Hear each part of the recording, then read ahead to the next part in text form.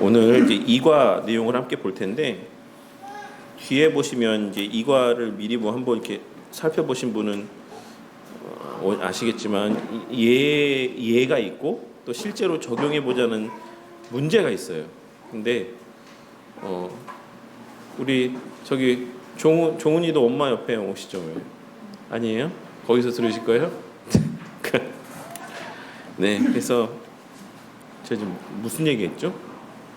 좀 전에 제가 무슨 얘기 하다 말았죠? 예? 아, 네네, 맞습니다. 이렇게 적으시면 뒤에 보면 얘가 있고 실제로 이제 성도님들 보고 한번 해보라는 게 있어요. 에베소서 1장 3절에서 6절을 이제 이해한 바를 적어봐라라고 하는 것까지 있거든요.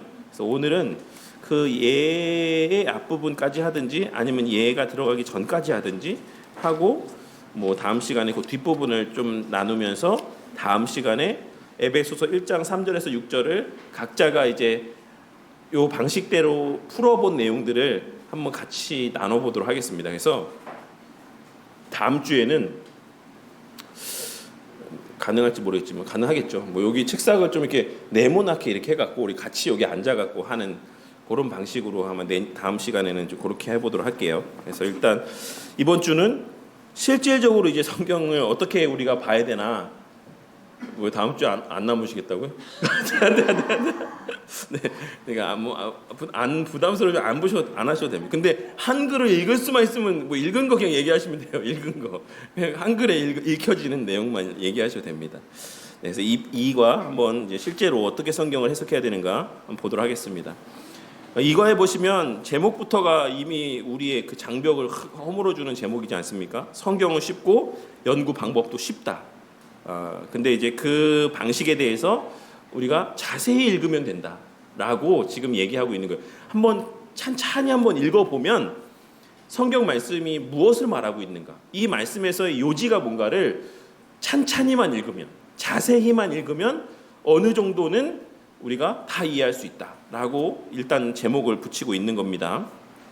밑에 보시면 목회자든 일반 성도든 모두가 성경은 어렵다라고 생각을 하고 그래서 성경 연구하는 것을 꺼려하는 경향들이 있습니다. 뭐 성도님들은 당연하지만 목사님들도 사실 그런 경우들이 많이 있다고 합니다. 뭐 저도 뭐 그에 속하는 사람이었을 수 있고 성경을 어렵다라고 생각을 하니까 그 연구 방법도 당연히 어려울 것이다라고 생각하는 것이고 당연히 그래서 성경 연구도 부담스러울 것이 맞습니다. 무슨 내가 뭐 하나님도 예수님도 다 잘 모르고 내가 뭐 아무것도 아는 것도 없는데 무슨 내가 성경 연구하냐라는 생각들을 갖고 있는 것이죠.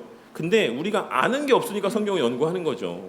알려고, 하나님이 어떤 분이신지를 알기 위해서, 우리의 믿는 신앙이 무엇인지를 알기 위해서, 또 교회는 어떤 곳인지를 알기 위해서 모르니까 당연히 그러한 사람들일수록 더 성경을 연구해야 될 필요성이 있는 것입니다. 그러나 앞에서 이미 언급을 했던 것처럼 성경은 쉽다. 하나님의 자비하심을 생각할 때 성경은 쉬워야 한다. 맞죠. 우리가 맨날 하나님은 자비하시다, 하나님은 선하시다 이런 분이다라고 이야기를 하면서 정작 하나님께서 그 자신을 계시하심에 있어서는 너무나도 어려운 방식을 사용하셨다. 그건 사실 앞뒤가 맞지 않죠. 그래서 뭐 이제 뭐 조성진 성도님 가정에서도 이제 아이가 태어날 테니까 아기가 이제 막 태어났는데 그 아기한테 본인에 대해서 막 알려주면서 아빠야 하고 막 하는데 뭐 아비부에 막 어렵게 막 해서 아이한테 막 알려주지 않을 거 아니에요. 최고 쉽고 그 아이가 딱 내가 아빠다라는 것을 인지할 수 있는 그 외에 여러 가지의 그 아이가 기본적으로 알아야 되는 것들을 정말 그 아이의 눈높이에 맞게끔 설명해 주겠지. 무슨 뭐 어려운 용어들을 사용해 가면서 어려운 방식들을 통해서 그 아이가 연구해야지만 막 알 수 있는 그런 방식을 취하지 않겠죠. 그런 것처럼 우리 희엘이한테 무엇인가를 가르칠 때도 희엘이의 눈높이에 맞게 이거는 뜨거운 거야, 뭐 만지면 안 되는 거야,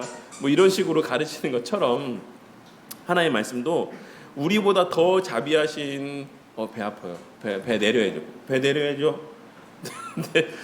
그렇게 하나님께서 당신의 백성들에게 그와 같이 아주 쉽게 이해할 수 있게끔 성경을 기록하셨다라는 전제가 우리 가운데 있어야지만 됩니다. 그리고 그것이 맞고 그래서 성경이 쉽기 때문에 성경을 알기 위해서 전문적이거나 복잡한 연구 방법이 반드시 필요한 것은 아니다.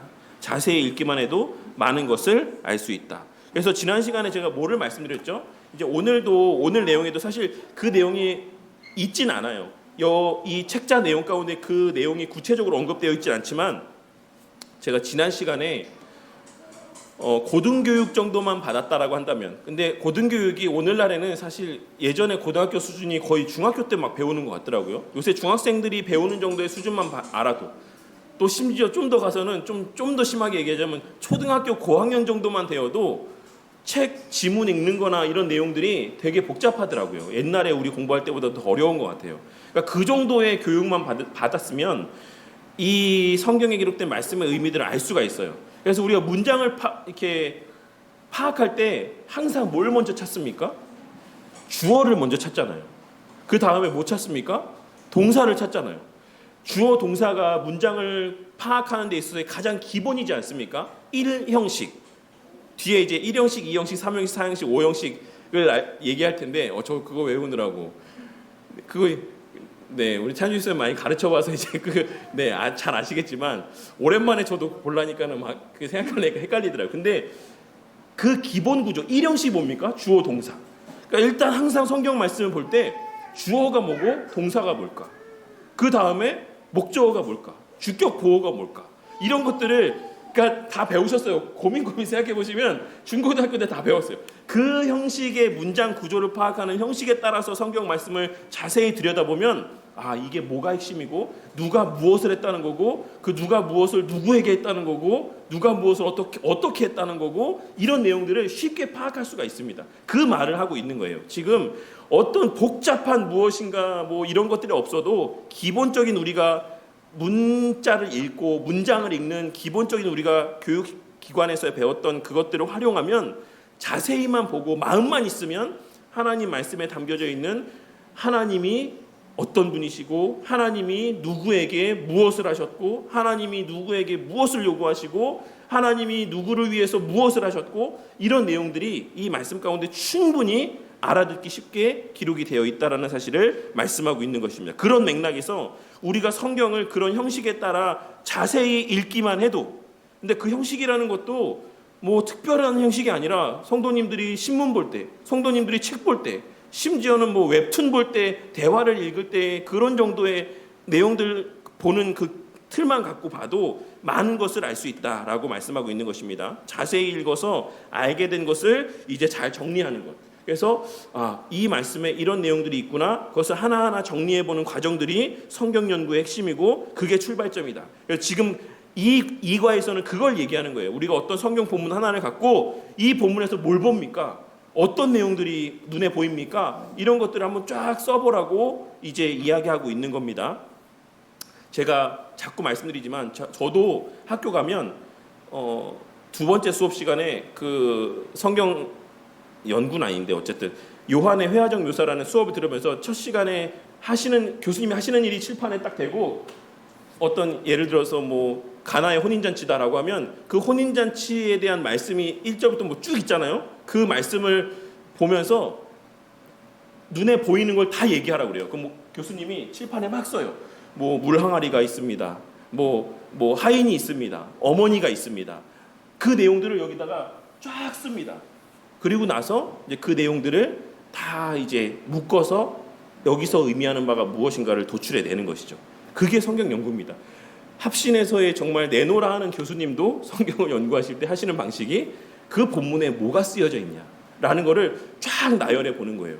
그래서 그것이 의미하는 바가 무엇인지를 한번 생각을 해보는 겁니다. 그래서 그 생각해서 도출해낸 결론을 쭉 문장으로 써보는 거예요. 그러면 내가 그냥 성경 말씀을 볼 때 하고 그렇게 그 성경 말씀 가운데 기록되어 있는 표현들이 언급하고 있는 것들을 쭉 정리해서 보는 거하고 또 색다르게 느껴집니다. 그리고 또 그렇게 정리하다 보면 이전에는 그냥 막 넘어갔던 것들 가운데 왜 이 표현을 이렇게 표현했을까? 왜 이 단어를 사용했을까? 이런 것까지도 생각하게 돼요. 그냥 지나갔던 것들. 오늘 말씀 같은 경우도 2절 말씀에 왜 요한은 예수님께서 세례를 베풀지 않고 제자들이 세례를 베풀었다라고 이렇게 정정했을까? 이런 것들이 자꾸 그게 보여지는 거죠. 그런 연습을 하다 보면 이전에는 그냥 흘러갔던 내용들, 그냥 스쳐갔던 내용들, 이런 내용이 있었는지도 기억이 안 나는 내용들이 그렇게 우리가 성경을 자세히 살필 때 기억나게 되고 그 의미들이 궁금해지게 되고 그거를 알고 싶게 되고 또 질문이 생기고 이렇게 되어진다라는 것을 이제 이 내용 가운데서 한번 살펴보도록 하겠습니다. 그래서 첫 번째, 기존의 성경 연구 방법에 대해서 한번 보도록 하겠습니다.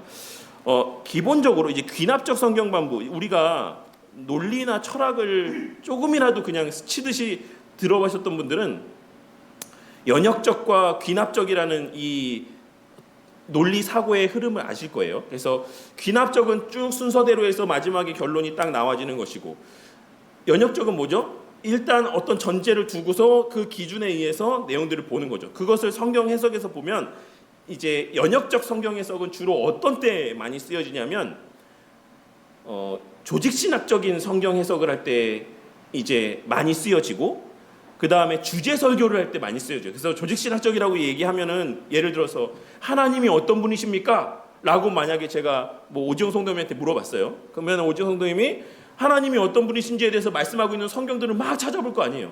여기서 요한복음에서 뭐라고 하고 마태복음에서 뭐라고 하고 뭐 창세기에서 뭐라고 하고 그 성경들을 쭉 해서 그 하나님이 어떤 분이신가에 대한 어떤 정해진 그 답을 이렇게 이끌어내는 방식들, 이런 것들을 연역적 방법이라고 이야기를 하죠.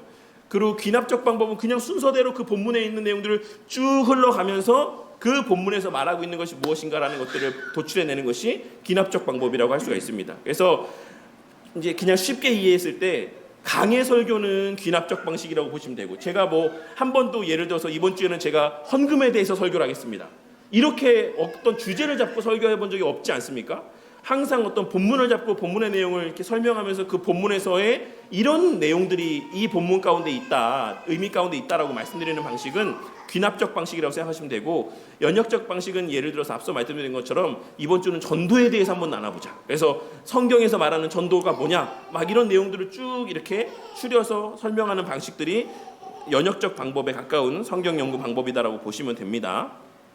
근데 기본적으로 우리 신앙의 선배들은 뭐라고 이야기를 했냐면, 모든 성경 연구 2번에 보시면 모든 성경 연구는 다 귀납적이다라고 이야기를 했어요. 모든 성경 연구는. 그래서 벤자민 워필드, 비비 워필드라고 하는 유명한 신학자분은 뭐라고 이야기했냐면 신학은 과학이다라고 이야기했어요. 신학은 과학이다. 어떤 의미에서냐면 성경 말씀에 있는 내용들을 우리가 연구해서 그것을 책 해석으로 정리하는 것, 그것이 신학이다. 결국에서 성경 본문 연구, 조직 신학도 기본적으로는 이 귀납적 성경 연구에서부터 출발하고 거기에 근거를 두게 될 수밖에 없다라고 말씀하고 있고, 보스라는 분도, 게하더스 보스라는 분도 그의 성경신학이라는 책에서 본문으로부터 직접적인 원리를 도출해내야 된다라고 이야기를 했어요. 항상 그래서 귀납적 성경 연구가 성경 연구에 있어서는 모든 성경과 관련된 학문에 있어서 가장 기본이다라는 것을 꼭 우리가 기억을 하셔야지만 되겠습니다.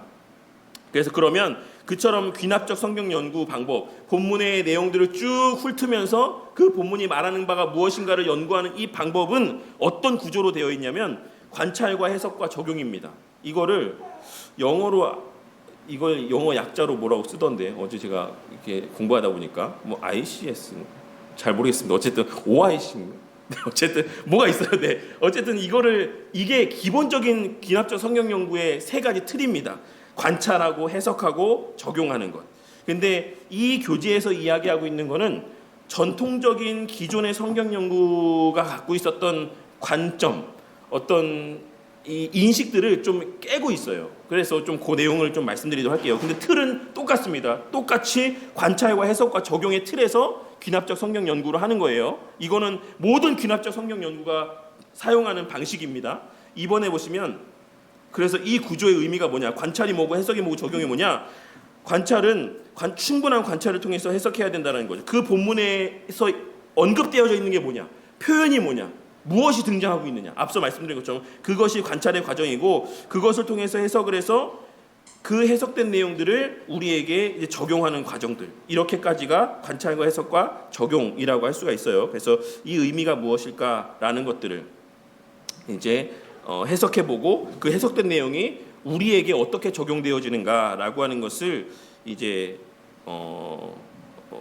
까지 이어지는 것이 귀납적 성경 연구 방법의 내용이고 구조라고 할 수가 있습니다. 그래서 각 가정의 의미는 3번에 보시면 옆 페이지에 관찰은 자세히 읽는 것이다. 나머지 관찰 방법은 이제 보완적이다. 기본적으로는 자세히 읽는 거예요. 성경 말씀 읽을 때 대충대충 훑으면서 보지 말고 성경 말씀에 기록되어 있는 내용들이 무엇인가를 상세하게 보는 것이 성경 연구의 출발이다라고 말씀하고 있는 겁니다. 그 다음에 그 자세히 읽을 때 이해되는 것들이 있잖아요. 예를 들자면 뭐 오늘 우리가 나눌 그 말씀인데, 오늘 나눈 이 에베소서 1장 2절의 말씀에 보시면 26페이지에 보시면 하나님의 뜻으로 말미암아 그리스도 예수의 사도된 바울은 에베소에 있는 성도들과 그리스도 예수 안에 신실한 자들에게 편지하노니 하나님 우리 아버지와 주 예수 그리스도로부터 은혜와 평강이 너희에게 있을지어다 라고 지금 1장 1절과 2절이 기록되어 있는데 26페이지에 보시면 이 말씀에서 그냥 보여지는 거 있잖아요. 이게 뭐다? 편지다. 지금 이게 내용이 편지다. 이거를 우리가 읽을 수 있고, 바울이 뭘 하고 있다? 축복을 하고 있다. 이런 것들을 확인할 수가 있고, 누가 쓴 편지다? 사도 바울이 쓴 편지다 라고 하는 것을 알 수가 있고, 그 축복의 내용이 뭐였다? 은혜와 평강을 빌어주는 것이었다. 이런 내용들이 눈에 보이지 않습니까? 딱 그냥 봤을 때 그냥 모든 성경을 보면 성도님들이 첫 번째로 그 본문의 말씀을 읽으면서 이해가 되는 내용들이 있어요. 그러니까 완전히 지금 뭐 히브리어 성경 보시는 거 아니고 영문 성경 보시는 것도 아니고 헬라어 성경 보시는 거 아니잖아요.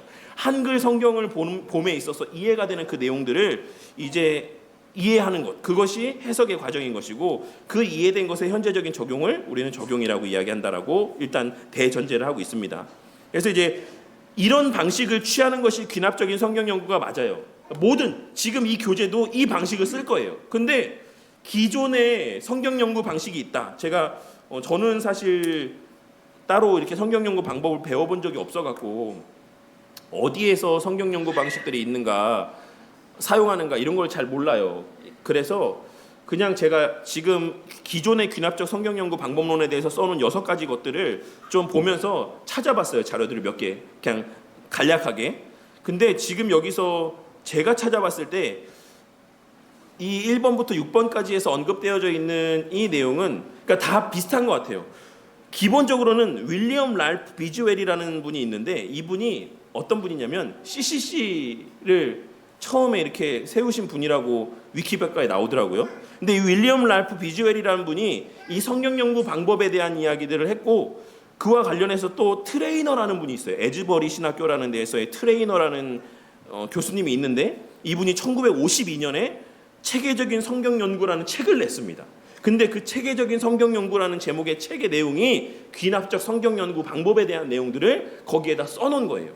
그래서 사실 이제 CCC에서 제가 귀납적 성경 예전에 처음에 우리 강세현 성도님이 이제 막 귀납적 성경 연구 방법에 대해서 막 말씀하셔갖고 도대체 귀납적 성경 연구 방법을 어떻게 하는 거지? 막 해서 제가 막 찾아봤어요. 인터넷 찾아보고 막 했더니 나오는 자료가 다 누구 자료냐면 다 CCC의 자료들이 나오는 거예요. CCC에서 가르치는 내용들, 그 틀 이런 것들이 막 나오더라고요. 그래서 다른 어떤 목사님들도 귀납적 성경 연구 방법으로 성경을 연구하는 모임들이 꽤 있더라고요. 제가 찾아보니까. 근데 그분들도 다 어디서 그분들이 그 성경 연구 방법을 배웠나 이렇게 보니까 대부분 CCC에서 배우셨던 분이 되게 많더라고요. 그러니까 기본적으로 거기서 쓰는 틀이 뭐 이제 예전에 이용 목사님은 다른 데서 아마 이제 배우셨다라고 말씀하셨는데, 기본적인 틀은 다 좀 비슷한 것 같아요. 전통적인 틀은 꼭 그분의 그 책에서 나오지 않았더라도 전통적인 귀납적 성경 연구가 갖고 있는 틀, 기존에 사용했던 틀은 되게 비슷한 것 같습니다. 그래서 거기서 뭐라고 이야기했냐면, 그 트레이너라는 분, 이 52년에 귀납적 성경 연구 관련된 성경 해석학에 대한 책을 쓰신 분이 뭐라고 이야기했냐면, 성경을 연구하는 데는 특별한 노력이, 훈련이 필요하다라고 이렇게 서문에다 써놨어요. 그냥 읽는 것만으로는 성경 이해할 수 없다라고 성경 연구 방법 서문에 써놨어요. 그러니까 전제가 뭡니까? 그냥 관찰하는 방식으로만, 훈련 없이 그냥 성경을 보는 방식으로만 성경의 의미를 도출해내는 것은 쉽지 않다.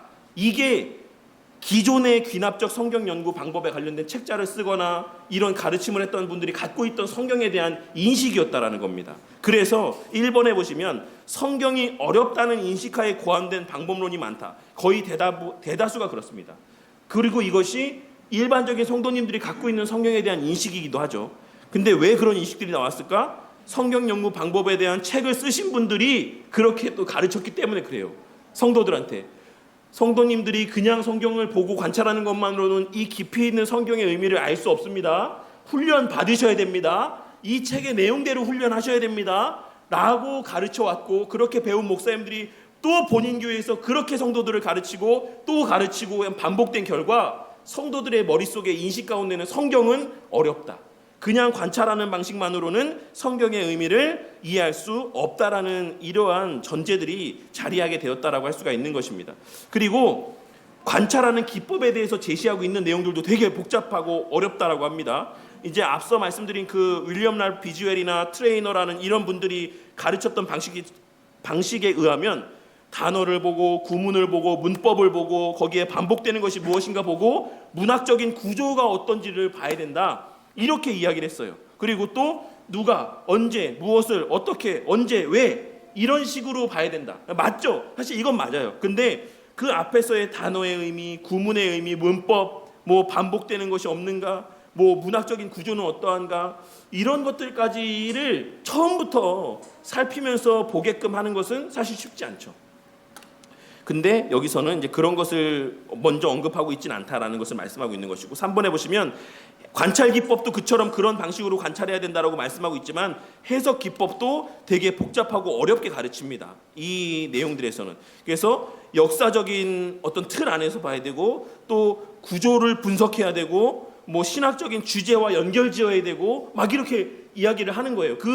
저는 이제 이 책을 배우지 않았지만 이 책에 대한 설명을 제가 말씀드리는 겁니다. 그래서 예를 들어서 어떤 성경에서 내가 보았던 어떤 사건들이 있다라고 한다면 뭐 그거에 대해서 구조를 분석하고 이것이 신학적으로 어떤 교리와 연결되어지고 어떤 주제와 연결되어지는지까지도 막 생각을 해야지만 된다라고 말씀하고 있는 것이죠.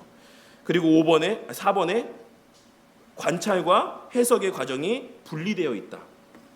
이 말은 제가 이 내용을 이제 찾아보니까 성경 본문에서 말씀하고 있는 것을 이제 해석함에 있어서 그것을 전체 어떤 틀 안에서의 해석을 하는 것이 아니라 그냥 단편적인 그 말씀들만 해석한다라는 거예요. 예를 들어서 정확히 이해가 제가 생각 안 나는데 어쨌든 그래서 성경 말씀의 내용들이 다 어떻게 해석이 되어지냐면 단편적으로 해석이 되어지고 되게 도덕적이고 윤리적인 가르침으로만 되게 축소돼요. 성경의 본문의 의미가.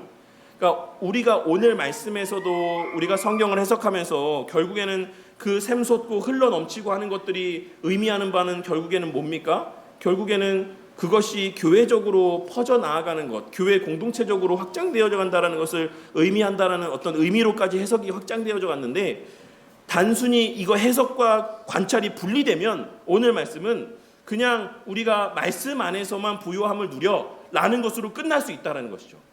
그러니까 이게 아주 정확한 이해는 될 수 없지만 어쨌든 그런 게 있다라고 나중에 이제 계속해서 과를 반복해 가면서 이 내용들을 더 깊이 있게 좀 나누도록 하겠습니다. 그리고 매일하는 경건의 시간과 분리되어 있다.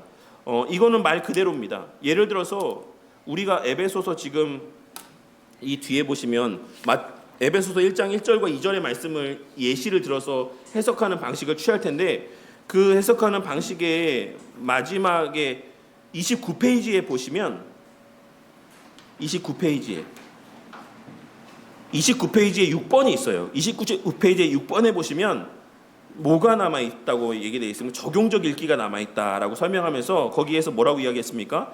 사도 바울 자신에 대한 소개의 내용이 나에게 어떤 의미가 있을까? 에베소 교인들에 대한 묘사의 내용들이 나에게 어떤 의미가 있을까? 사도 바울이 축복한 내용이 나에게 어떤 의미가 있을까? 이런 것들까지 적용이 돼야 된다는 것을 이 지금 성경 읽기 방법에서는 이야기를 하고 있어요. 근데 이게 생략되어 있다는 겁니다. 기존의 귀납적 성경 연구 방법에서는. 그래서 이거를 묵상하는 시간을 갖지 않는 거예요. 그래서 이 말씀이 오늘날 나에게는 어떤 의미일까라는 것을 깊이 묵상하는 시간들을 이 해석한 말씀을 갖고 가져야 되는데 기존의 성경 연구 방법에서는 뭐라고 이야기를 하고 있냐면 귀납적 성경 연구는 학문적인 훈련에 방점이 맞춰져 있는 거야. 니네들 묵상하라고 연구하는 거 아니야. 라고 이렇게 그 교재의 내용들 가운데 언급이 되어 있어요. 그래서 우리가 성경을 연구하는 것, 이 방법을 배우는 것은 그냥 의미를 알기 위한 것뿐이지 그걸 갖고 큐티, 콰이어트 이 타임, 이 묵상의 시간들을 갖기 위한 것은 아니다. 그래서 묵상의 시간은 따로 구분하고 성경 연구를 따로 구분하고 이런 문제점들이 있었다라고 말합니다. 그리고 마지막 6번에 관찰과 해석에 많은 비중을 두기 때문에 상대적으로 그런 맥락에서 적용이 소홀하게 된다. 이 적용과 5번의 이 묵상의 시간은 사실 뗄래야 뗄 수가 없죠. 그렇게 묵상해 보았을 때 그것이 우리의 삶 가운데 적용이 되는 것이기 때문에 그래서 이제 이런 것들을 이런 기존의 방법들을 지금 6가지를 언급해 놓은 이유는 뭐겠습니까? 우리가 지금 이 책에서 배우는 귀납적 성경 연구의 방법은 다 이것과 다르기 때문이에요. 그러면 어떨 거라고 생각되십니까? 1번에 성경은 쉽다라는 인식하에 지금 이 방법론은 고안이 되었고 관찰 기법도 단순하다라는 전제하에 지금 우리는 이 성경의 연구 내용들을 살필 거고 해석 기법도 단순하고 관찰과 해석 과정이 분리되어 있지 않고 매일 하는 경건의 시간과 분리되지 않고 관찰과 해석에 많은 비중을 두긴 하지만 적용을 소홀히 하지 않는 방식으로 이 성경 연구를 할 것이다라는 내용들이 요 6번까지의 내용들 가운데 암시되어져 있는 겁니다. 그러니까 이 책을 쓰신 목사님께서 그 목사님도 성경 연구 방법을 많이 배우셨겠죠. 배우시면서 아쉬운 점이 있었던 거예요. 왜 성경 연구 방법, 귀납적 성경 연구 방법이 꼭 이래야지만 될까? 이것이 정말 맞는 성경 해석의 방법일까? 라는 고민 가운데 이 책을 이렇게 쓰게 되었다라고 할 수가 있는 것입니다. 그래서 마지막 터닝 포인트 보시면 성경은 어렵고 성경 연구도 어렵다라는 생각을 버리는 관점의 대전환이 필요하다. 성경은 누구나가 쉽게 연구할 수 있어야지만 되고 매일의 신앙생활 속에서 할 수 있어야지만 된다. 꼭 목사가 그 자리에 있어야지만 되는 게 아니다. 뭐 누군가 리더가 항상 그 자리에 있어야지만 되는 게 아니다. 누구나가 혼자서 집에서 성경 말씀을 보면서 그 말씀이 의미하는가 무엇인가를 찾고 성경을 연구할 수 있다. 라는 것을 기억하시기 바라겠습니다. 2번에 다음 페이지에 네, 이제 새로운 관점. 그러면 이제 새로운 관점은 뭐냐? 기존의 관점이 그랬는데 새로운 관점은 뭐냐? 그랬을 때 쉬운 연구 방법에 2가지 출발점이 있습니다. 첫째, 이것만 보시면 첫째, 성경은 쉽다라는 사실을 확신해야 되고 둘째, 읽으면 쉽게 이해할 수 있다라는 사실을 확신해야지만 된다라는 2가지의 전제를 갖고 이 내용들을 살피시면 돼요. 구문서 뭐라고요? 성경은 쉽다. 예. 2번째는 뭐라고요? 예, 누구나 쉽게 이해할 수 있다. 우리 종훈이 다 그런 인식을 갖고 이제 보시면 돼요. 성경 말씀 볼 때. 성경 말씀 옛날에 그런 개그 프로가 있었는데 뭐 어렵지 않아요.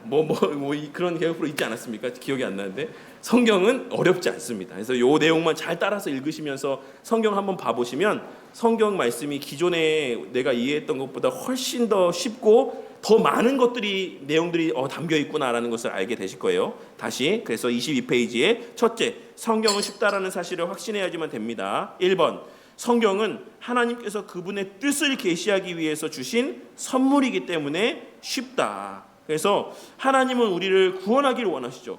하나님이 말씀하신 거잖아요. 하나님이 모든 사람들을 다 구원하시기를 기뻐하신다라는 게 하나님 말씀이에요. 근데 그 구원의 길로 제시해 주신 게 뭡니까? 물론 예수님이지만 그 예수님에 대한 지식을 무엇을 통해서 주셨죠? 하나님 말씀을 통해 주셨잖아요. 근데 하나님이 나는 구원하기를 원해, 구원하기를 기뻐해라고 말해놓고 그 구원의 수단으로 주신 성경 말씀은 엄청 어렵게 적어놓으셨다. 이거는 사실 되게 모순된 것이잖아요. 근데 이게 모순됐음에도 불구하고 많은 사람들이 이게 그런 생각이 모순됐다라는 것을 인지도 못해요. 너무나 기존의 목사님들의 성경은 어려운 거야라는 이러한 가르침에 빠져갖고 우리가 조금만 생각해보면 성경 말씀이 어려울 수가 없는데 성경 말씀이 어렵다라는 확신 가운데 성경 말씀을 대할 때가 많이 있다라는 것이죠. 근데 성경 말씀은 하나님께서 우리를 구원하시기를 원해서 계시해 주신 것이기 때문에 어려울 수가 없다. 둘째, 하나님은 우리에게 자신을 알리신다. 하나님이 계시해 주시지 않고서는 하나님 자신에 대해서 알 수 있는 다른 방식이 없어요. 그렇기 때문에도 하나님의 말씀은 쉬울 수밖에 없습니다. 그래서 하나님은 누가 이해할 수 있도록 성경 말씀을 기록하셨다? 사람이 이해할 수 있도록. 그래서 우리가 이거를 신학적인 표현으로는 뭐라고 표현한다라고 말씀드렸습니까? 신인 동형 동성론적 표현이라고 말씀드렸어요. 신인 동형 동선론적 표현. 좀 이거 오늘따라 발음이 엄청 이상한데 신인 동형 동성론적 표현인데, 예를 들자면 뭐가 있겠습니까? 하나님이 손이 있으신 것처럼, 하나님이 눈이 있는 것처럼, 하나님이 발이 있는 것처럼, 하나님이 후회하시는 것처럼. 하나님이 정말 후회하십니까? 하나님이 손이 있습니까? 아니죠. 근데 이건 다 누구를 위해서다? 누구가 이해하기 쉽기 위해서다? 사람이 이해하게 하시기 위한 우리 편에서의 눈높이에 맞춘 그러한 표현이다라는 거예요. 앞서 말씀드린 것처럼 예를 들어서 뭐 히에리한테 무엇을 알려줄 때 히에리한테 막 신학적인 막 지금 제가 얘기하는 신인 동형 동성론적인 표현이야라고 막 이렇게 이야기하면 히에리가 이해합니까? 그렇지 않죠. 히에리의 눈높이에 맞는, 하이미의 눈높이에 맞는 그러한 설명들을 하는 것처럼 하나님께서는 우리의 눈높이에 맞춰서 사람이 이해할 수 있도록 하나님 말씀을 계시하셨다, 기록하셨다, 이런 전제가 있어야지만 되는 겁니다. 그리고 거듭난 성도는 하나님의 말씀을 이해할 수 있다. 저는 이게 두 가지의 측면에서 그렇다고 생각해요.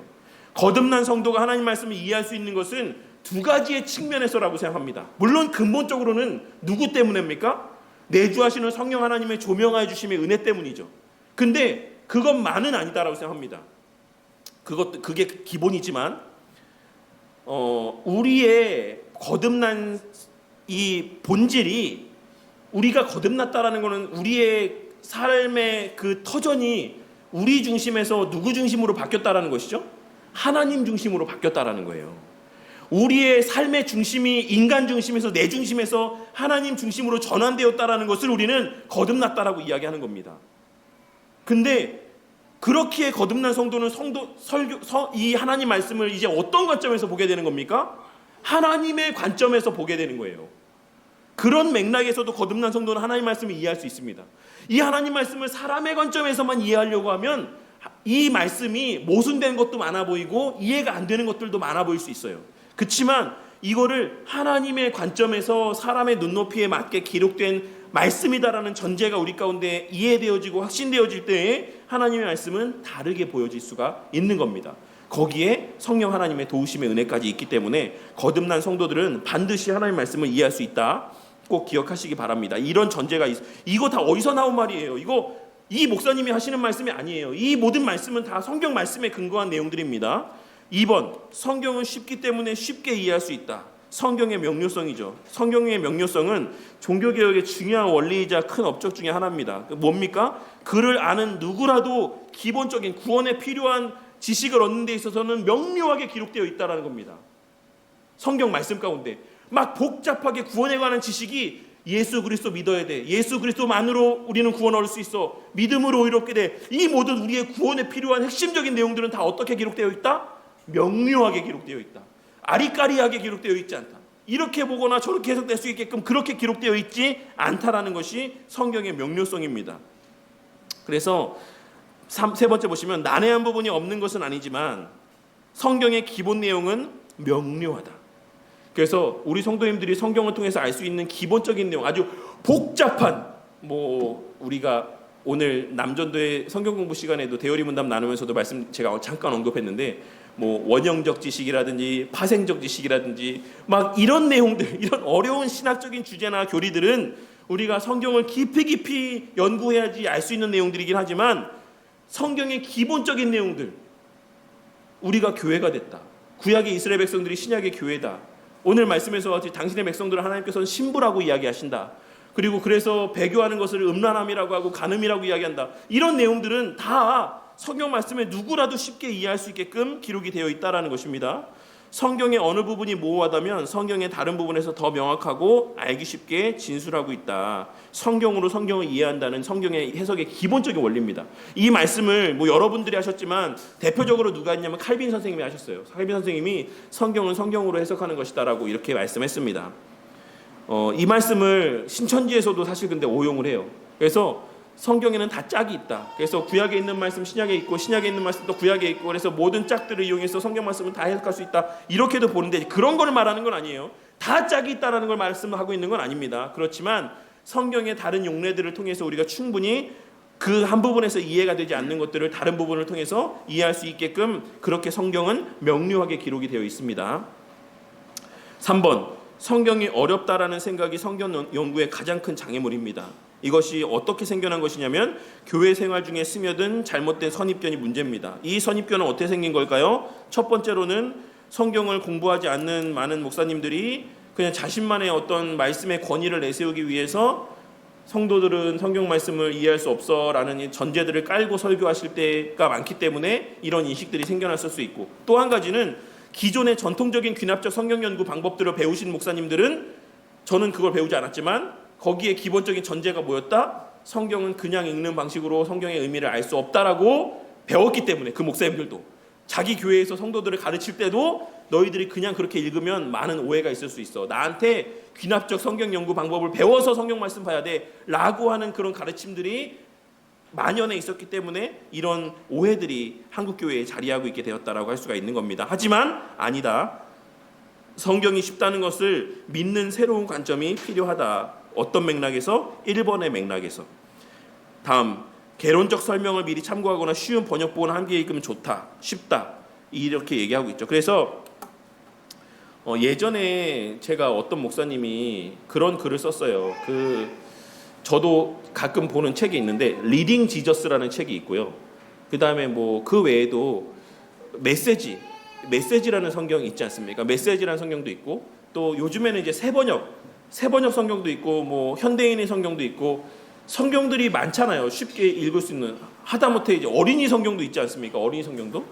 그런 것들을 같이 읽으면서 보시면 성경 말씀을 더 쉽게 이해할 수 있어요. 근데 되게 제 주변에 되게 보수적인 목사님들은 되게 거기에 대해서 엄청 부정적이었어요. 마치 개혁 한글 성경만이 뭐 킹제임스 버전과 같은 권위를 갖고 있는 것처럼 다른 성경 보는 거는 되게 좀 잘못된 것처럼 이렇게 좀 말씀하시는 분들이 있었는데 그렇지 않습니다. 우리가 물론 기본적으로는 개혁 개정 성경을 보는 게 좋죠. 근데 그 의미들이 잘 이해하기 어려운 표현들로 쓰여져 있는 내용들이 있잖아요. 개혁 개정은 개혁 한글보다 좀 더 쉽게 쓰여 있어도 그럴 때는 현대인의 성경이나 세번역 성경이나 이런 것들 참고하셔도 되고, 뭐 영문 성경 익숙하신 분들은 NIV나 ESV 성경들을 한번 참고하셔도 되고 해서 이해하기 어려운 표현이 NIV에는 어떻게 번역이 되어 있는가, 세번역에는 어떻게 번역되어 있는가, 현대인의 성경에는 뭐라고 표현하고 있는가, 그런 것들을 참고하시면서 성경을 읽으시면 됩니다. 네, 그건 뭐 잘못된 거 아니에요. 그래서 성경은 쉽다라는 것을 좀 전제하고 보시면 좋겠습니다. 4번, 성경이 어렵다라고 느껴지는 또 하나의 이유들도 있지만, 또 다른 이유들도 있지만 쉽게 극복할 수 있다. 첫 번째, 성경 기초 지식이 부족할 때, 그때는 당연히 성경 개론들을 좀 공부할 필요가 있죠. 개론들이 뭐겠습니까? 예를 들어서 이제 저희 아내가 이제 그 쉬운 드라마 바이블인가 이런 거 책 이거를 보고 있거든요. 근데 이제 역대기랑 열왕기 성경을 같이 보는데 그러니까 보면서 느끼는 거죠. 왜 비슷한 내용이 왜 이렇게 같이 기록돼 있어? 왜 이렇게 많은 것들이 중접되는데 성경이 역대기에도 쓰고 왜 열왕기에도 썼어? 라고 이렇게 막 물어봤어요.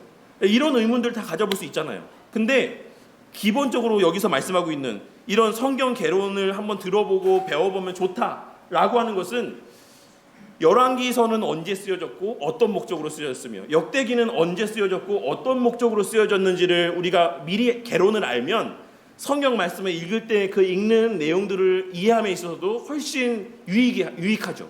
열왕기상은 언제 쓰여졌고 어떤 목적으로 쓰여졌습니까? 포로기 전후에 쓰여졌어요. 왜?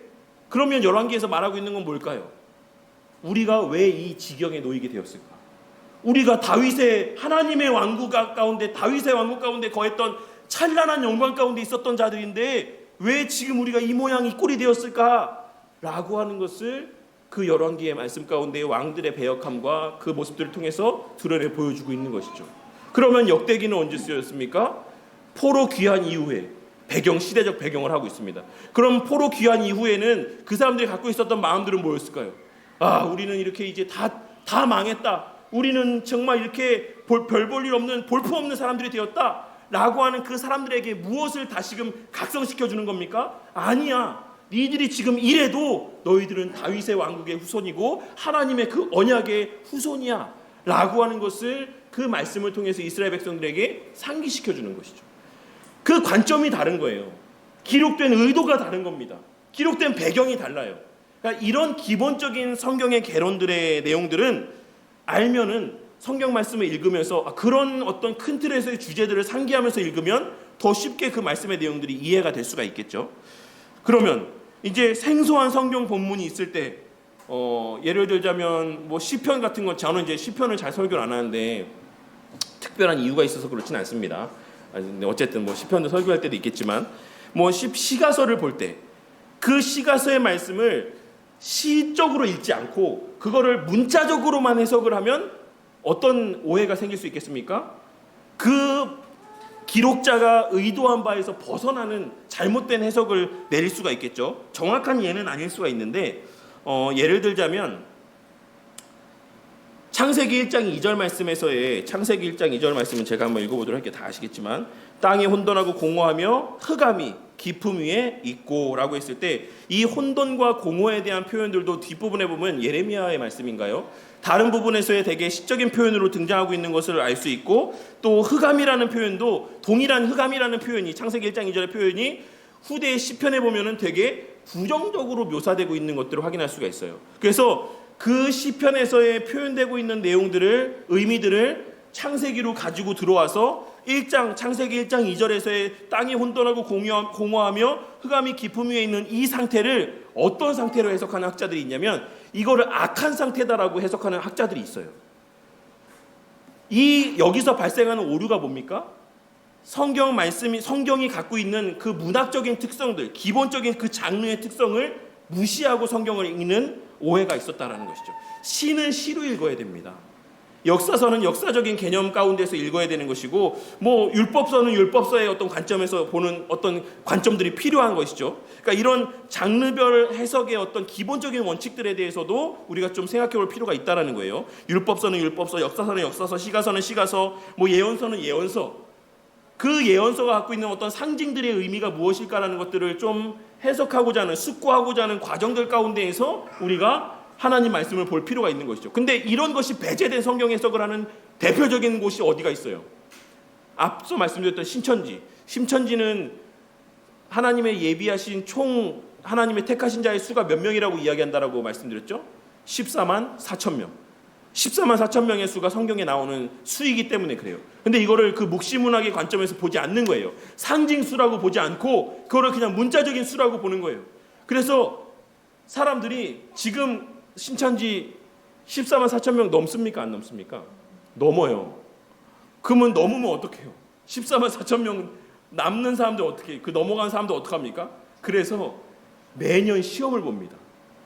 시험해 봐서 14만 4천 등 안에 들어가야지 그 하나님의 구원의 수에 들어가요.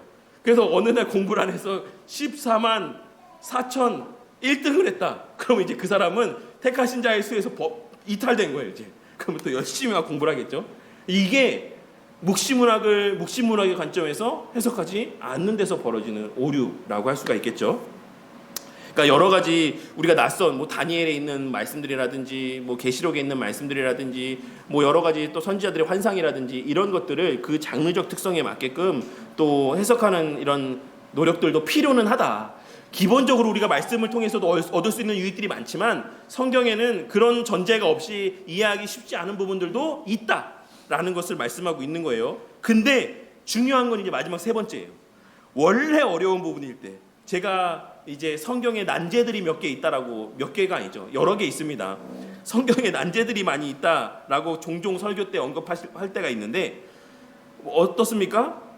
뭐라고 설명하고 있습니까? 그렇게 많지 않다. 일단 그 정말로 해석하기 어려운 난제라고 부를 만큼의 성경 본문들이 성경 전체로 놓고 봤을 때는 그렇게 많지 않다. 첫째. 또 하나, 그거를 이해하지 못해도 전체를 이해하는 데 있어서 큰 영향을 끼치지 않는다.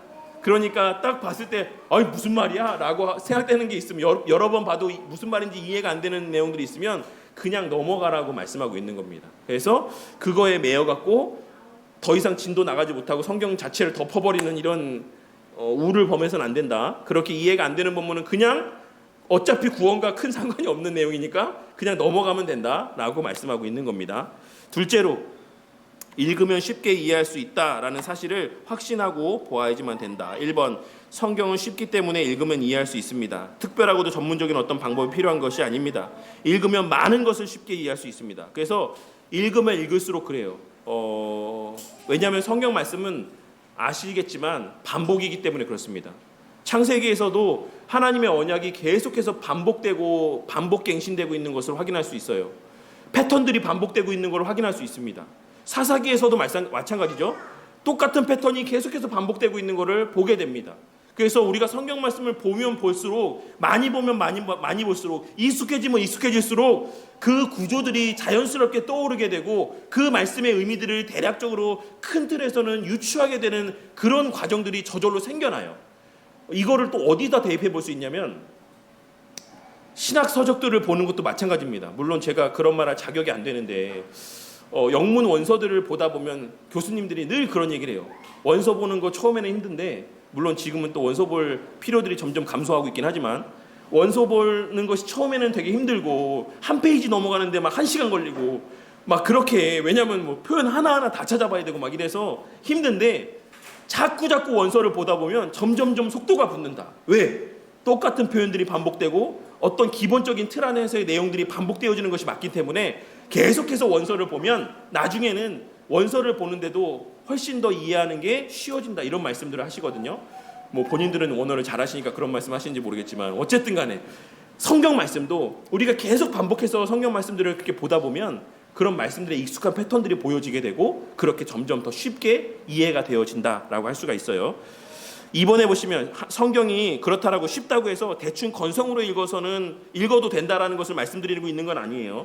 그럼에도 불구하고 우리가 처음 성경 읽을 때는 정독하는 것이 필요하다. 자세히 살피면서 관찰하면서 성경을 보는 것들이 필요하다. 왜냐하면 성경은 구원과 삶의 근본적인 원리를 다루는 것이기 때문에 그렇다.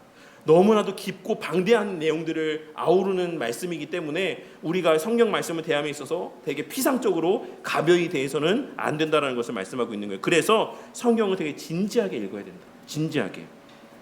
3번, 자세히 읽으면 성경을 쉽게 이해할 수 있다. 진지한 읽기는 자세히 읽는 것을 말한다. 자세히 읽으면 많은 것을 쉽게 알 수 있다. 그거를 이제 뒤에 에베소서 말씀을 통해서 한번 보도록 할게요. 그래서 밑에 보시면 성경은 쉽기 때문에 자세히 읽으면 쉽게 이해할 수 있다. 성경이 어렵다는 생각 버려야 된다. 자세히 읽으면 쉽게 이해할 수 있다. 그런데도 성경 안 읽는 거는 뭐의 문제다? 마음의 문제다. 네, 성경이 어려워서가 아닙니다. 여기까지만 보고 맞춰야겠네요, 시간이. 그러면 어떻게 자세히 읽을까? 그래서 첫 번째 보시면 체계적으로 읽어야 된다. 전체 내용을 개관하면서 흐름을 파악하고 중심 내용을 먼저 파악해야지만 된다. 그 다음 주제와 관련된 여러 가지 주요 대지들을 파악해야 된다. 이를 위해서 가지치기를 한다. 그래서 가지치기를 한다라고 했을 때 제가 이 가지치기의 말씀에서 그 아까 문장의 형식에 대한 내용들, 구분들이 되게 좀 유익하겠다라는 생각을 했어요. 다시 다음 페이지 한번 보시면, 다음 페이지에 보시면 에베소서 1장의 말씀을 한번 보도록 할게요. 예를 들어서 가지치기의 방식으로 봤을 때 이제 1장 1절에서 2절까지의 말씀을 보시면 주어가 뭡니까? 주어가 바울이죠. 바울이 1장 1절만 놓고 보면 뭐 했다는 겁니까? 편지를 썼다는 거예요. 1장 1절에서의 가장 기본적인 골격은 뭐다? 바울이 편지를 썼다. 이것이 주어와 동사입니다. 근데 그 바울은 어떤 바울이라고 이야기하고 있는 겁니까? 하나님의 뜻으로 말미암아 그리스도 예수의 사도가 된 바울이다라고 설명하고 있다 라고 하는 것이고, 이 편지는 누구에게 쓰여진 편지다? 에베소에 있는 성도들과 그리스도 예수 안에 있는 신실한 자들에게 편지가 쓰여진 것이다 라는 사실을 알 수 있고, 조금 더 확장하면 그러면 왜 에베소에 있는 이 성도들과 그리스도 예수 안에 있는 신실한 자들을 나란히 언급하고 있을까 라는 것에 대해서 좀 생각해 보게 되겠죠. 곧 성도는 곧 어떠한 자들이다? 신실한 자들, 예수 그리스도 안에 있는 신실한 자들을 성도라고 이야기하는구나 라는 것들을 알 수 있고, 사도는 어떻게 되는 것이다? 하나님의 뜻으로 말미암아 되는 것이고, 사도는 무엇을 위한 존재다? 예수 그리스도를 위한 존재다 라고 하는 사실들을 이 본문 1장 1절의 말씀을 통해서 확인해낼 수 있는 거예요. 그러니까 기본적으로는 이러한 주어가 뭐고 동사가 무엇인지를 확인하고, 그 다음에 주어와 동사와 삼형식이, 이형식이 주격 보호인가요? 네, 예, 주격 보호, 그렇죠. 주어 동사 주격 보호. 그 다음에 삼형식은 주어 동사 목적어 맞습니까? 사형식은 주어 동사 간접 목적어 직접 목적어. 그리고 오형식은 주어 동사 네 목적 보호까지예요. 목적어 목적 보호. 아 역시 네 영어 공부 열심히 하셔갖고 문법 공부 열심히 하셔갖고 저는 이렇게 외웠는데도 생각이 안 나는데 그렇습니다. 이렇게 이러한 구조와 형식으로 나머지의 것들을 다 가지치게 하고 주어와 동사가 뭔지, 거기서 이제 이 형식으로 그래서 또 주격 보호가 뭔지, 목적어가 뭔지 이런 것들을 하나씩 하나씩 가미하면서 보시면 요지가 뭐고 거기에 대해서 부연돼서 설명되는 게 뭐고 왜 이 부연되는 설명들이 있는지에 대해서 생각해 보게 되고 그 의미들이 무엇인가를 하나하나씩 확장되어서 가서 생각해 보게 된다는 거예요. 어떤 걸 놓치지 않는 선에서, 핵심 의미를 놓치지 않는 선에서. 그게 왜 중요하냐면 저도 설교하는 입장에서 설교 본문을 이렇게 해석하다가 설교하다 보면은 제가 교수님들하고도 또 선배 목사님들하고도 많이 하던 얘기인데, 목사님 제가 이상하게 설교를 준비하고 쓰다 보면 곁길로 빠집니다. 다른 그냥 어떤 표현 하나, 어떤 서술 하나에 꽂혀갖고 설교가 그냥 거기에 집중돼 버리는 거예요. 그 본문이 말하고 있는 중심 의미는 여기에 따로 있는데 그거를 서술하는 다른 서술어에 제 어떤 갑자기 마음이 딱 꽂혀갖고 설교가 거기 방향으로 새버리는 경우들이 있어요. 뭐 그것도 뭐 하나님의 크신 섭리 안에서는 뭐 하나님의 뜻일 수 있겠지만 본문에서 어긋난 게 아니라면, 근데 기본적으로 성경 말씀 볼 때 그처럼 무엇이 중심이고 무엇이 거기에 부연되어 있는 것인가를 구별하지 않으면 그 본문 말씀이 핵심적으로 말하고 있는 게 뭔가에 대한 것을 혼동하기 쉽습니다. 마치 옛날 영어책 보시면 제가 몇 번 포기했던 것들이 이제 뭐 성문, 예전에 성문 영문법 뭐가 있었는데 그게 점점 문장들이 엄청 길어지잖아요. 해석하는 문장들이. 그래서 안 끝나잖아요. 막 콤마 해서 계속 문장이 가갖고 막 선생님이, 과외 선생님이 여기서 주어가 뭐고 목적어가 뭐야? 이 말씀이 어떤 의미야? 해석해봐. 막 이러면 막 저 끝에 가가지고 막 해석해 와가지고 막 이렇게 해석을 하게 되거든요. 그러니까 그런 것처럼 성경 말씀에도 그런 형식들이 있어요. 그런 문장의 형식들 가운데 핵심이 있고 거기에 부연되는 많은 설명들이 있는데 항상 여러 가지 그 부연되는 것들을 가지치기 하시고 기본적으로 주어가 뭐고 목적어가 뭐고 여기에 동사가 뭔가라는 것들의 핵심적인 것들을 추리시면서 성경을 보시면 훨씬 더 이 본문이 말씀하고 있는 요지가 무엇인가를 이해하는데 쉽다, 명료해진다. 그러면서 거기에다가 다시금 마지막에 첫 번째 책에 읽기의 맨 마지막 줄에 그 후에 세부 사항들을 그 중심의 내용과 연관시켜서 읽으면 그 말씀의 의미가 더 풍성하게 이해가 되어지는 것이다 라고 이렇게 이야기하고 있는 거예요. 뭔지 아시겠죠? 처음에는 뭐다? 핵심이 뭔지 문장들을 좀 정돈하는 습관들이 필요하다. 근데 이거 언제 한 거예요? 이거 고등학교, 중학교 때 다 하셨던 것들이에요. 영어 공부하실 때, 한국어 하실 때도 그랬는지 모르겠는데 어쨌든 영어 할 때 다 했던 것들입니다.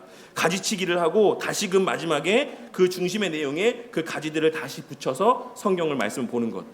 그러니까 제가 이거 준비하면서 뭘 느꼈냐면 정말 공부도 사실 하나님이 공부하게 하시는 것도 우리는 다 왜 공부합니까? 은서, 종훈이 왜 공부해요? 학교에서 공부 왜 열심히 합니까? 성적 좋게 받아서 좋은 대학 가려고 그러는 거죠.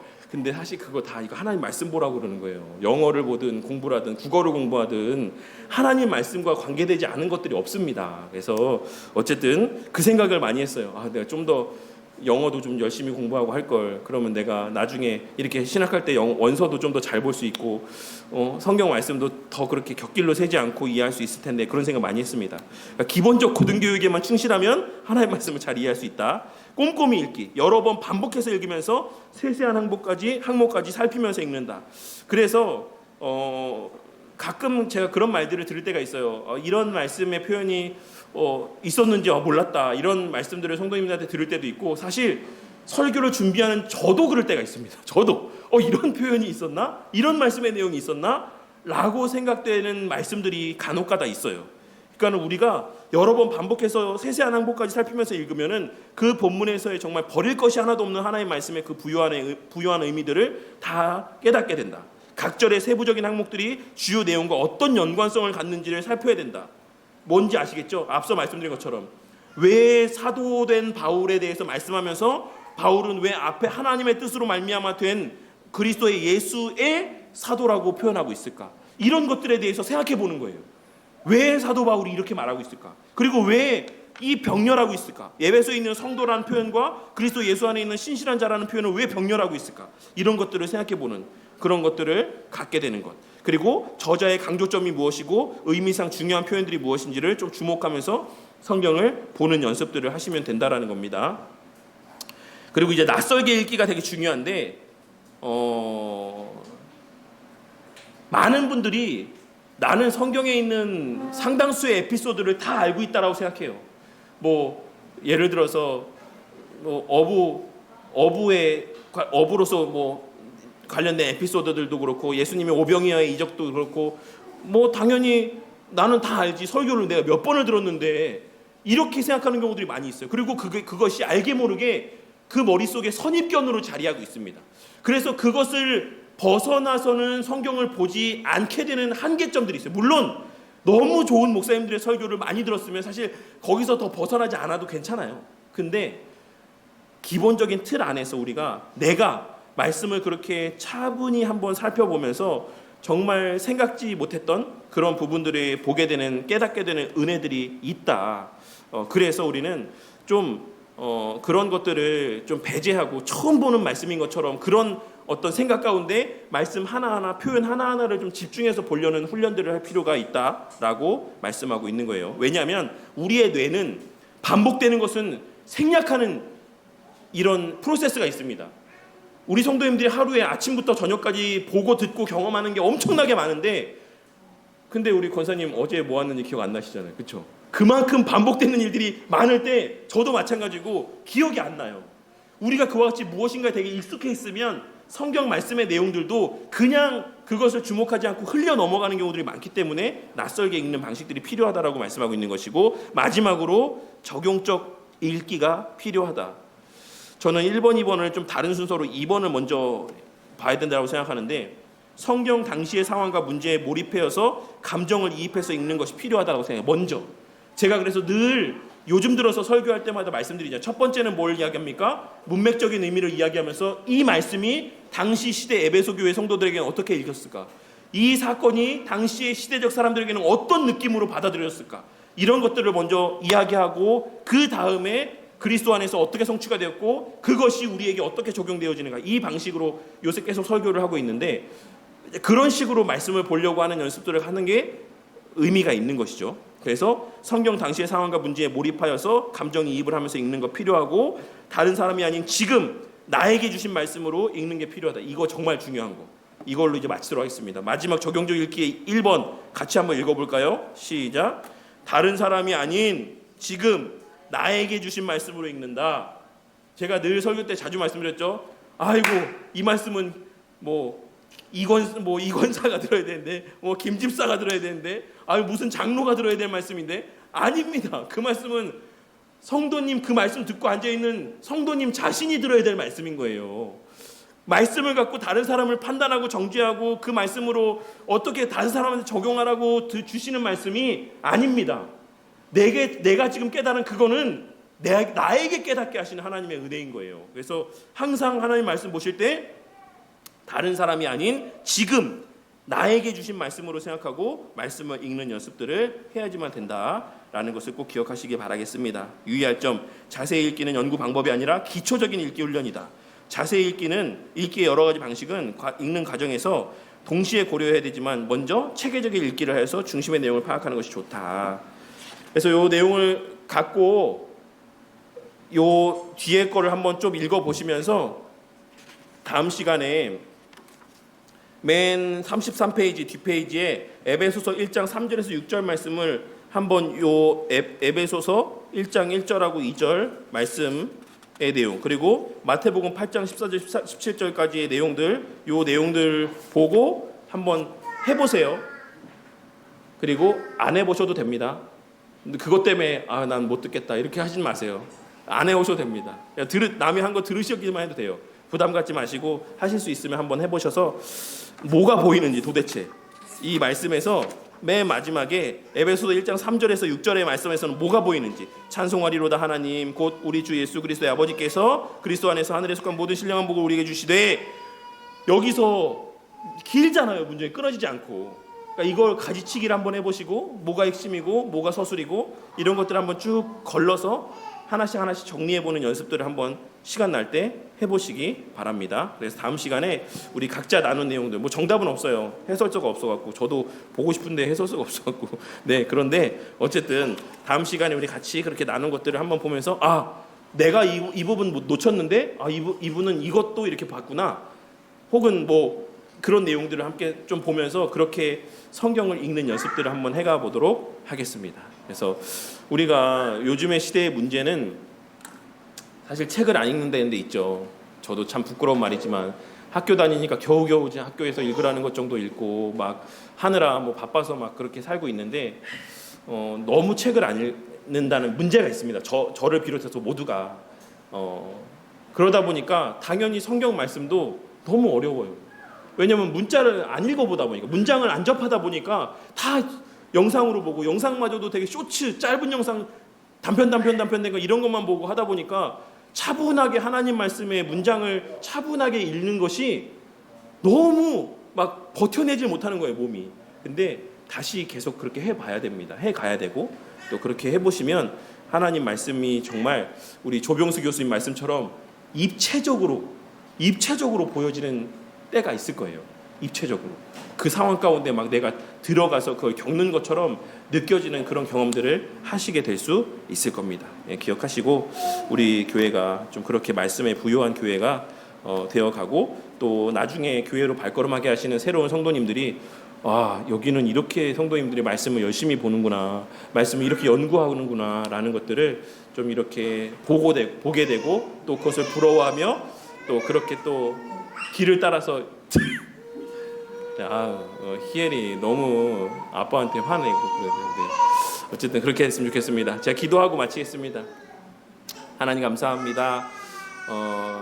성경 연구라고 하는 것이 참 이름이 거창해서, 연구라는 그 표현 자체가 너무 거창해서 이 책을 대할 때의 마음 가운데 알 수 없는 부담감이 드는 것도 사실입니다. 하지만 내용을 찬찬히 살피다 보면 사실 뭐 어떤 그 어디서도 접하지 못했던 새로운 것들을 말하는 것이 아니라 우리가 일상에서도 쉽게 알고 있는 내용들, 우리가 뭐 중학교, 고등학교 수준에서의 학업을 배우면서 이 문장에서의 주어가 뭐고 목적어가 뭐고 동사가 무엇이냐 라고 하는 기본적인 문장의 구조들을 파악하도록 연습하고 훈련했던 그 내용들이 사실 이 성경을 읽는데도 동일하게 적용되어진다라는 사실을 우리가 이 교제의 내용들을 통해서 다시 한번 또 보게 됩니다. 주님, 우리의 마음 가운데 또 우리의 지성 가운데 은혜를 더하여 주셔서 하나님의 말씀이 그와 같이 그 핵심들이 잘 분별하여서 보여지는 은혜가 있게 하시고, 또 부연되는 내용들이 무엇인지, 부차적인 내용들이 무엇인지를 또 잘 분별할 수 있는 안목들을 허락하여 주심으로 하나님의 말씀하신 바대로, 계시하신 바대로 그 중심의 의미가 우리 가운데 잘 깨달아지는 은혜가 있게 하시고, 그 외에 하나님 말씀을 잘 이해하기 위해서 배우는 성경의 개론적인 내용들과 또한 여러 또 조직신학적인 교리적인 내용들이 우리의 어떤 성경 해석에서의 어떤 양식이 되고 기본 틀이 되게 하여 주셔서 이러한 또 기준들을 통해서 하나님 말씀을 알아가며 그 말씀 안에 헤아릴 수 없이 풍성이 담겨 있는 그 은혜와 부요함의 어떤 그 송이꿀보다도 더 단 맛들이 우리 성도님들의 맛보아지고 또 누려지고 만끽되어지는 은혜가 있게 하여 주시옵소서. 그리하여 정말 억지로 장수를 채우기 위해서 읽는 말씀이 아니라 정말 그 말씀의 재미에 빠져 그 말씀의 맛에 빠져 나도 모르게 말씀에 손이 가고 그렇게 말씀을 가까이 하게 되는 이런 영적인 선순환, 신앙의 선순환의 모습들이 우리 삶 가운데 발현되어지도록 자비와 긍휼을 베풀어 주시옵소서.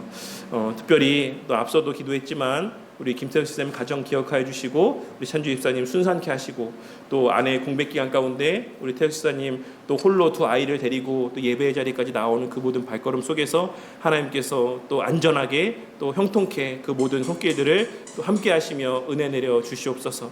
모든 것 감사드리며 우리 주 예수 그리스도 이름으로 기도드렸습니다. 아멘.